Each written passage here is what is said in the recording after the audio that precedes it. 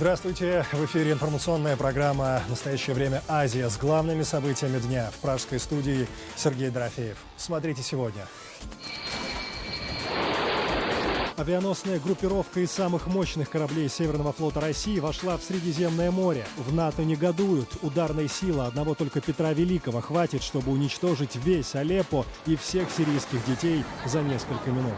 Российские бомбардировщики лишь усугубят и без того тяжелое положение жителей Алеппо. Между тем, на российских минах и снарядах продолжают гибнуть таджикские дети. Полигоны 201-й военной базы России буквально нашпигованы не разорвавшимися во время учений боеприпасами.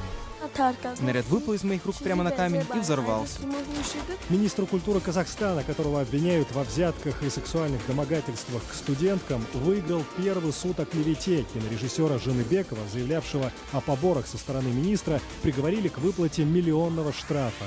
У меня врачи диагностировали инфаркт. С нами разговаривают наши начальники непосредственные таким лексиконом сталинским, такими сталинскими установками, что просто ушам своим не веришь. Звезда советского и российского театра и кино Константин Райкин обвинил власти страны в давлении на искусство и введении цензуры. В ответ Райкина уже назвали предателем Родины. Под видом свободы эти Райкины хотят превратить страну в сточную канаву. Тыкву весом в 404 килограмма вырастила 17-летняя студентка. В Латвии объявили победителей чемпионата страны по выращиванию тыкв.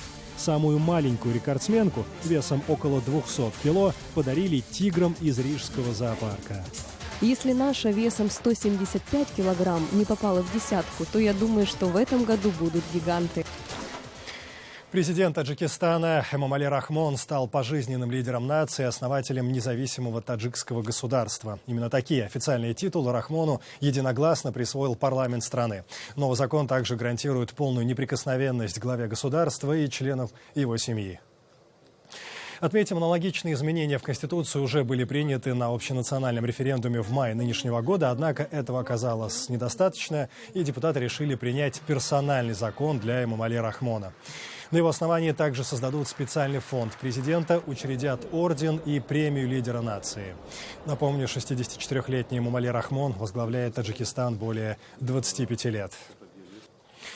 Очередной несчастный случай на одном из российских военных полигонов в Таджикистане. Дети подорвались на оставшемся после учений снаряде. В Министерстве обороны России заявляют, ничего подобного не могло произойти. Все неразорвавшиеся боеприпасы учтены и утилизированы. Однако местные жители утверждают, что подобные несчастные случаи происходят регулярно. Репортаж Анушервона Арипова. Один осколок вошел сюда, вышел отсюда. Второй сюда через глаз вошел, вышел отсюда через висок.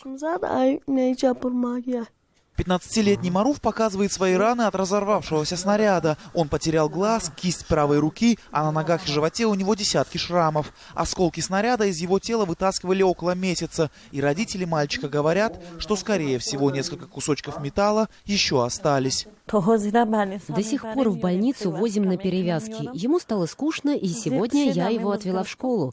Учителя все вышли встречать моего сына. Он сидел в классе, и учитель растопил печь, чтобы сын не замерз. Маруф учится все делать левой рукой. Писать пока получается плохо, признается мальчик. Одеваться и ходить помогают ему родители. Ноги еще не восстановились. Снаряд валялся на земле. Я его увидел, поднял и отнес к покойному Сарахону. Он сказал: «Выбрось подальше, это плохая вещь».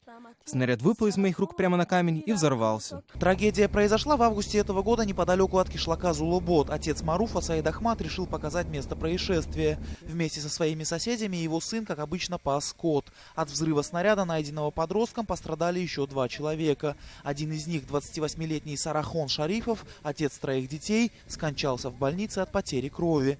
На месте его гибели родственники установили табличку и небольшую ограду. Второй, Сафармат, получил легкие осколочные ранения. Сарахон в ту же ночь скончался в больнице, хотя 2 других были стабильны. Он много крови потерял, здесь было все в крови. Семья Маруфа живет бедно, 2 его старших брата находятся в трудовой миграции, но зарабатывают немного. Отец в этом году собрал с приусадебного участка всего 17 мешков пшеницы.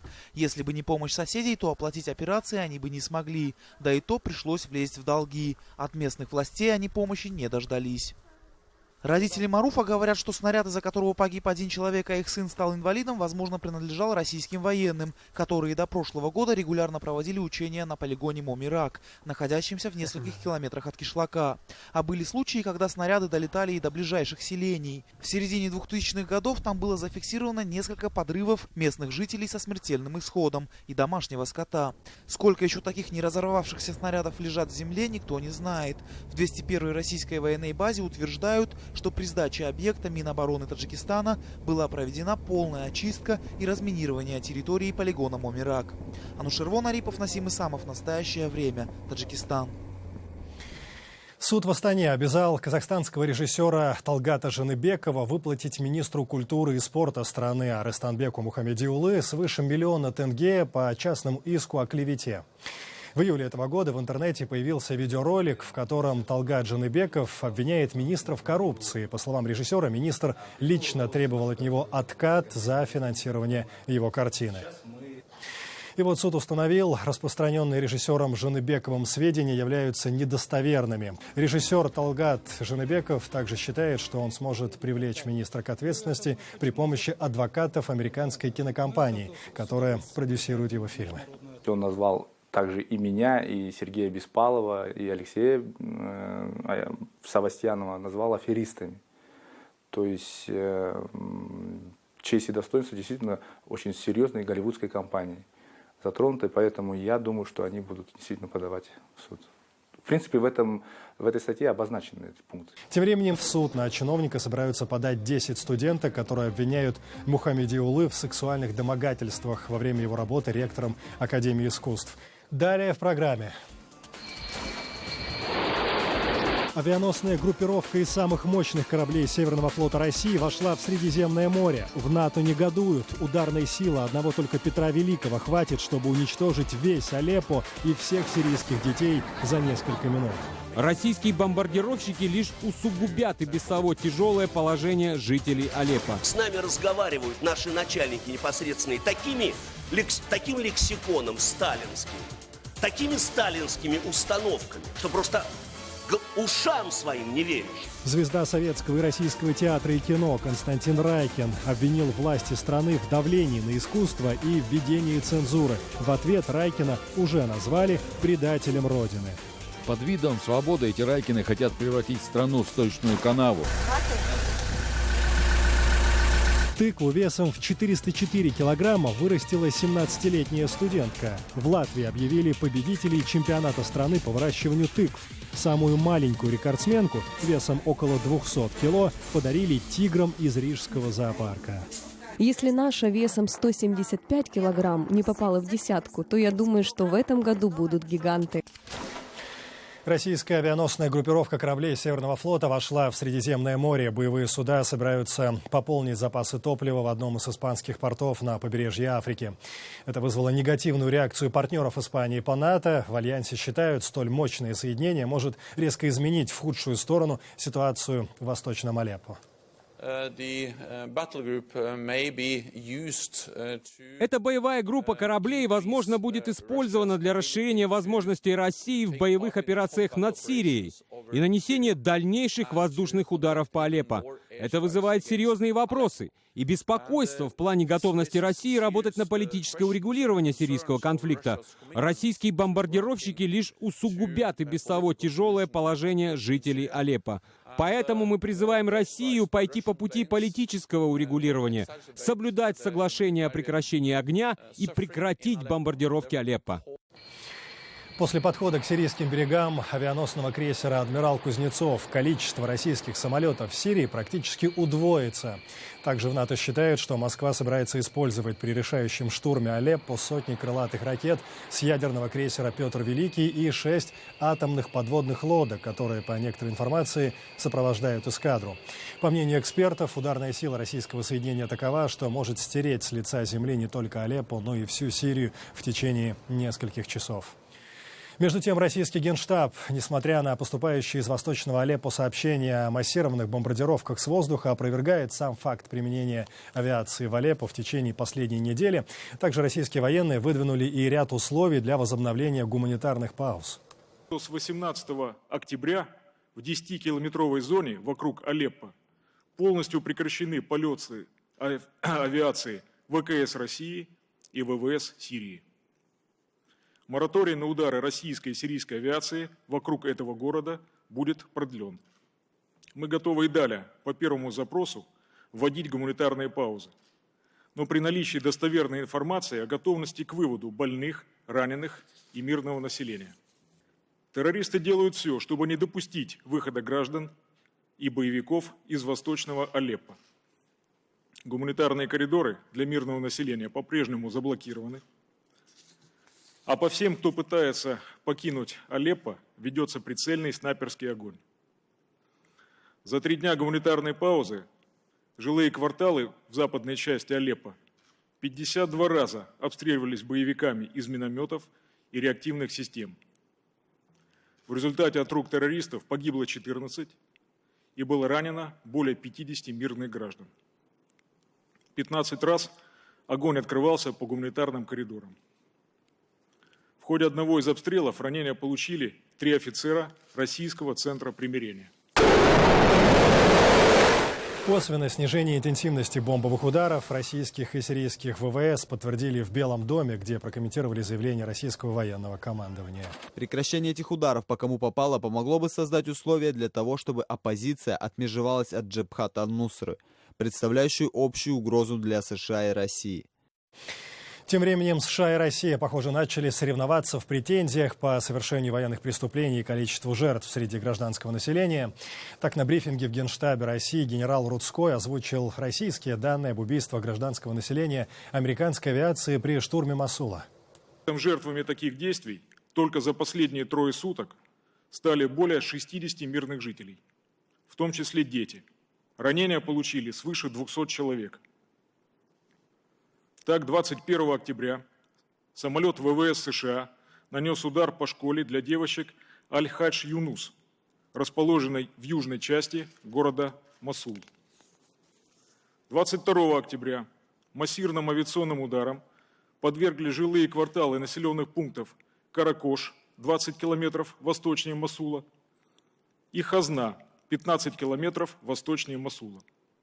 23 октября ракетно-бомбовым ударом ВВС США подверглись населенные пункты Карак-Хараб, 17 километров севернее Мосула, и Эш-Шура, 34 километра южнее Мосула, где разрушено большое количество жилых домов. Кроме того, наблюдается исход боевиков из Ирака в Сирию. По имеющейся у нас информации, в район Дер-эз-Зора из Мосула уже прибыло около 300 боевиков ИГИЛ. Американское командование отрицает свою причастность к этим бомбовым ракетным ударам с воздуха и заявляет, что все авиаудары 100 самолетов коалиции являются точечными и не несут никакой опасности местным жителям. Также военные США попросили россиян предоставить более точную информацию. Что касается последнего предложения о жертвах среди мирного населения. Южный Мосул — это очень большой район. Мы серьезно воспринимаем все предложения в гражданских жертвах. Однако нам потребовалась бы более конкретная информация, чтобы определить, были ли самолеты коалиции вовлечены в этот предполагаемый инцидент. Если у российских властей есть больше информации по этому предположению, мы призываем их поделиться ей с нами, чтобы позволить проведение расследования. Международная правозащитная организация Amnesty International, в свою очередь, предъявила Соединенным Штатам обвинение в убийстве с воздуха 300 мирных жителей Сирии, которых пилоты по ошибке приняли за боевиков. Речь идет об атаках по колоннам беженцев и селам на севере страны. По другим данным, половину убийств осуществили французские летчики, которые наносили удары возмездия после теракта в Ницце. Администрация США пока никак не отреагировала на это обвинение. Американские военные утверждают, за последний год в результате их действий погиб лишь 1 местный житель. Французский город Кале буквально тонет сегодня в дыму. Мигранты, которые покидают так называемые джунгли, нелегальный лагерь беженцев, сжигают свои палатки и самодельные лачуги. Так они выражают свой протест против решения властей расселить их по центрам временного содержания. Власти пытаются предотвратить распространение огня. В так называемых джунглях работают десятки пожарных. Журналисты отмечают, обстановка в лагере накалена. Между мигрантами и полицией регулярно происходят столкновения. Наш корреспондент Гюлясал Камолова подверглась нападению. Группа выходцев из Афганистана попыталась ее окружить. Ранее в Кале была изнасилована переводчик. Они подходят и спереди, и сзади группами, которые закрытые лица, маски, либо капюшоны, и начинают подходить и задавать вопрос. Кто ты? Что ты тут делаешь? Может, развлечемся? И начали вот совсем-совсем близко подходить. Озлобленная толпа, которой уже терять нечего, и которая вооружена холодным оружием. У них у всех ножи, которые появляются из ниоткуда за несколько секунд. Мы ножи видели. По состоянию на вечер среды власти вывезли 4000 мигрантов. Их разместят в приемных центрах по всей Франции. Префект Кале заявила, миссия по расселению завершена. Однако, по словам журналистов и правозащитников, утверждает, что проблема решена очень рано. В Кале существует два лагеря джунглей. Первый лагерь джунглей, это который мы сейчас все уделяем внимание, освещаем, но в нескольких километрах от этого же лагеря существует второй лагерь джунглей, где тоже несколько тысяч беженцев. Та часть, которая сейчас, где происходит эвакуация и снос лагеря, она переходит либо в тот лагерь джунглей, либо они сейчас рассасываются в другие города Франции, чтобы снова вернуться и снова попытаться попасть на территорию Великобритании. Россия катится к тотальной цензуре и возвращается к худшим временам своей истории. Об этом заявляет знаменитый актер и худрук театра «Сатирикон» Константин Райкин. Громкий скандал разразился на съезде Союза театральных деятелей России. А запрет цензуры, вот я не знаю, как кто к этому относится, а я считаю, что это величайшее событие векового значения в нашей жизни, художественной, духовной жизни нашей страны. Я сейчас вижу, как на это явно чешутся руки кого-то это изменить и вернуть обратно. Причем вернуть обратно не просто во времена застоя, а в еще более давние времена, в сталинские времена. Потому что с нами разговаривают наши начальники непосредственные таким лексиконом сталинским, такими сталинскими установками, что просто ушам своим не веришь. Что касается цензуры, Райкин полагает, государство должно обеспечивать условия для создания произведений искусства, а не вмешиваться в творческие процессы. Актер и режиссер уверен, чиновники отнюдь не единственные носители нравственности и морали в стране, а режиссеры, артисты, другие деятели искусства могут самостоятельно определять, что профессионально, а что нет. И какие-то фильтры в виде протестов, активистов здесь просто не нужны. Худрук Сатирикона уверен, речь идет не о борьбе за ценности, а о действиях проплаченных людей, которые преследуют собственные интересы. Не верю я этим группам возмущенных и обиженных людей, в которых, видите ли, их, так сказать, религиозные чувства оскорблены. Не верю. Верю, что они проплачены. Потому что это группки мерзких людей, которые борются незаконными, мерзкими путями за нравственность, видите ли. Когда мочой обливают, скажем, фотографии, это что, борьба за нравственность, что ли? Ответ из Кремля на эмоциональное выступление Константина Райкина последовал быстро. Пресс-секретарь президента Дмитрий Песков заявил, что в России цензуры нет и не может быть, причем на законодательном уровне. Тем не менее, государство имеет право за свои деньги выбирать темы постановок. Одно дело произведение искусства на свободном рынке, говорит Песков, и совершенно другое госзаказ, где речь идет об интересах страны. Речь Райкина также прокомментировал и байкер, лидер клуба «Ночные волки» Александр Залдастанов, более известный как «Хирург». Под видом свободы эти Райкины хотят превратить страну в сточную канаву, по которой текли бы нечистоты. Бездействовать мы не будем, и я сделаю все, чтобы защитить нас от американской демократии. Отмечу, несколько дней назад Константин Райкин дал большую пресс-конференцию по поводу бедственного положения своего театра. Он рассказал, что Сатирикон движется к гибели. В его помещении сейчас идет капитальный ремонт, а денег на аренду другой площадки у труппы нет. Государство же не спешит спасать прославленный театр, который основал Аркадий Райкин. Первый раз за всю историю театра мы выпустили один спектакль теперь в сезон. И уже полгода мы находимся в простое, потому что я должен был отодвинуть выпуск следующего и репетицию следующего спектакля на полгода, потому что у нас нет денег, чтобы 2 спектакля оплачивать. Я вчера вот это объяснял министру, и уже даже не в первый раз. Это прямой путь просто к гибели. В Латвии прошел очередной 11-й по счету чемпионат по выращиванию тыкв. Этот год выдался урожайным. Организаторов буквально завалили заявками, однако до финала смогли дойти лишь 10 кандидатов. В прошлый раз самой большой тыквой в Латвии признали плод весом 232 килограмма. Удалось ли побить рекорд, выясняла моя коллега Анна Трудолюбова. Дайна Бадовска из Скрунды культивирует тыквы уже 12 лет и почти ежегодно участвует в чемпионате. Когда-то она вырастила тыкву весом 71 килограмм и решила, шутки ради, поучаствовать в соревнованиях. С тех пор это стало настоящим увлечением. Мотыга и ежедневная прополка – вот залог успеха Дайны. Остальное зависит от природы. Мне кажется, что в этом году у нас будет самая маленькая тыква, потому что, когда я звонила организаторам, мне ответили, что очень много заявок и что все тыквы очень большие. Если наша весом 175 килограмм не попала в десятку, то я думаю, что в этом году будут гиганты. Возможно, будут и весом в полтонны. Для участия в конкурсе нужно было снять мерку и заполнить анкету. За финалистами приезжает специальный автомобиль. При погрузке тыквины без соседей и спецтехники не обойтись. Да, тыквины. Именно так ученые называют эти осенние плоды. А пока конкурсантки отправляются в Ригу.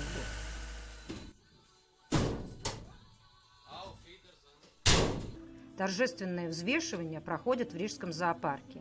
Зрителей немного, пасмурный рабочий день. В основном дети. Но журналисты о чем-то догадываются. Кажется, представителей прессы чуть ли не больше, чем самих участников. Автоподъемников здесь нет. Организаторам пришлось позвать на помощь профессиональных силачей. Латвийские чемпионы-тяжелоатлеты Агрис Казельникс и Айварс Смаукстелес удивляются. Помогают на конкурсе не первый год, но такие тыквы видят впервые. Наверное, они не такие сподручные, как штанга. Ее-то удобно поднимать. Те 3 большие тыквы будет очень трудно поднять. Там нужна будет помощь зрителей. В среднем тыквы-финалистки весят около 200 килограммов. В таблицу заносят не только вес, но и размер, по высоте и ширине. И вот и новый рекорд. С большим отрывом побеждает тыква весом 404 килограмма.